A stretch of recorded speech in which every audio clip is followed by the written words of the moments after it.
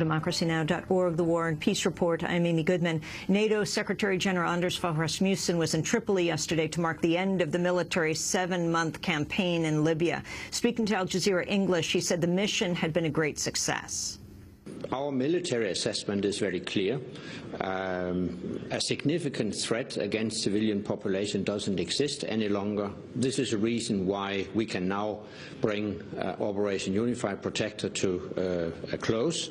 We have fulfilled the United Nations mandate. We have prevented a massacre on the Libyan people. We have saved countless lives. A great success. Phyllis Bennis with the Institute for Policy Studies, your assessment of NATO's involvement in Libya and what it means for the rest of Africa. I think that the role that NATO played in Libya has been a very, very problematic one, a very troubled one, and ultimately is going to have a very long-term deleterious impact on Libya's future. The notion that the NATO bombing somehow was to do nothing but protect civilians is simply not the case. In the last several weeks of the bombing campaign, it was actually escalating against the city of Sirte, which had been a long-standing, it was Gaddafi's hometown. It included many people in the population who were supporters of Gaddafi, but by far not all of them. And yet the bombing of that town had been ferocious. There were huge numbers of civilian casualties, many of them caused by the Libyan bombing. I don't think we have anything close to accurate numbers yet. But the notion that the people of Sirte, the civilians of Sirte, were being protected is simply specious. It's simply false. The civilians of Sirte were a target of NATO, not being protected by them. So that's one example. I think the broader question of the role of NATO was that by bringing in the U.S. and NATO forces, it transformed what had begun as part of the Arab Spring, the overthrowing of a dictator in the context of the Arab Spring popping up all over the region, and turned that into a Western invasion, a Western assault on another North African, Middle Eastern Arab country, also an African country. And leaving behind the absolute dependence militarily. You had NATO emerging essentially as the air force of the National Transitional Council, the NTC, that was the self-appointed leadership of the uprising. You have a situation now where the militias that fought against Gaddafi have made clear that they don't believe the NTC speaks for them. They don't believe the NTC is their legitimate leadership. They don't feel accountable to them. So you have a country that is thoroughly glutted with arms, without accountability, dependent in the past on a NATO-U.S. Military presence and military action. And where it goes now is very unclear. There have been statements by the earlier leadership that they would, quote, remember who their friends were, and they would make sure that they were treated well in a post-Gaddafi Libya. That was widely interpreted to mean that the countries that had provided military support to the anti-Gaddafi forces would gain a privileged position regarding Libyan oil contracts, etc. The irony, of course, here, Amy, is that this was not a war for oil in the classic sense, where there was a need to overthrow a dictator in order to claim the access to Libyan oil. Libyan oil was very much in the pockets of the NATO countries, Europe, the United States. Relations with Gaddafi were as friendly and chummy as could be. The pictures all over the world of Gaddafi arm in arm with presidents and kings and heads of state, most memorably perhaps with Condoleezza Rice, but also with President Bush, with President Obama, as recently as just weeks before the attacks, the NATO attacks on Libya began. So the future for Libya is going to be a very, very difficult one to reclaim some level of independence. The new leadership that is emerging that includes both forces close to the U.S., close to the CIA for many years, as well as Islamist forces of a wide variety of sorts, as well as Libyan more secular forces that have wanted to challenge the political repression that characterized the Gaddafi regime, despite widespread well-being in terms of economic and social rights. So there's a very complicated and I think very difficult place. Libya is going to be very vulnerable to Western pressure for a long time.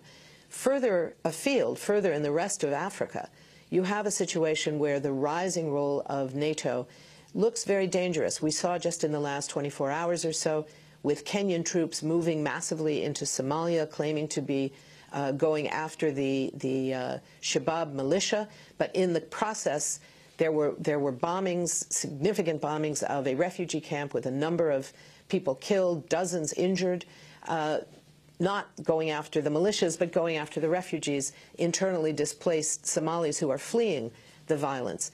There's now, we hear, a call from both Kenya and the government, such as it is in Mogadishu, that controls just part of the capital, really no other part of the country, asking for NATO engagement again, asking for the U.S. and Europe with NATO to engage militarily. They're asking first for a blockade of the port of Kismayo along the Somali coast, which is supposedly a place where there is great influence of the al-shabab militia, which has carried out terrible atrocities against Somalis. There's no doubt about that. But bringing in outside forces, bringing in more military forces, more men with guns, inevitably leads to more civilian casualties, not fewer. So the prospect of escalating the war in Somalia still further by bringing in NATO is a very bad example. It's an example, potentially, of the look of NATO expanding its own self-defined mandate from being initially to defend its own members, the North Atlantic Treaty Organization, it was called, of course. It was a Cold War creature. It was created by and during the Cold War to go after the Soviet Union. That's what it was all about. With the end of the Cold War, instead of saying, we've finished that job, they have now expanded beyond that mandate, first to take up all the various questions and engagements and military involvement in Bosnia, in Kosovo, and now we're seeing the involvement of NATO first in Libya and perhaps elsewhere in Africa. You see at the same time, in parallel to a rising NATO role, you see the role of AFRICOM, the U.S. Africa Command, which at least at the beginning of the NATO engagement was in command of U.S. forces in NATO. And despite efforts to claim that AFRICOM is really about health care and AIDS education and women's rights to be carried out by the U.S. military, we have a very serious reality that Africa now provides more oil to the United States than the entire Middle East. So the notion that this is somehow a humanitarian goal, which just coincidentally is going to be carried out by the U.S. military in the name of Africa Command, simply boggles the imagination. This is the expansion of U.S. military control of Africa. And we're seeing, if we look at NATO as a whole and who are the powerful military forces within NATO, these are the former colonial powers in Africa.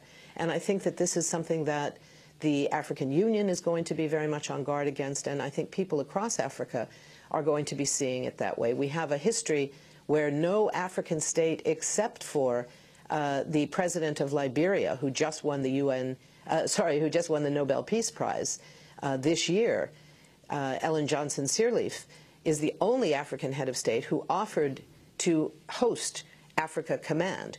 The Africa Command turned it down because they believed that the situation in Liberia, the infrastructure, was not sufficient. But no other African country was prepared to welcome this U.S. Military base on their soil. Whether that will change with the fall of Gaddafi, the emergence of a new government in Libya, presumably very dependent on, friendly towards the United States and NATO, whether Libya, for example, could emerge as a host of the Africa Command remains to be seen, but it means a very dangerous period underway for Africa. Phyllis Bennis, I want to thank you very much for being with us, fellow at the Institute for Policy Studies. Among her books, Challenging Empire, How People, Governments, and the UN Defy U.S. Power.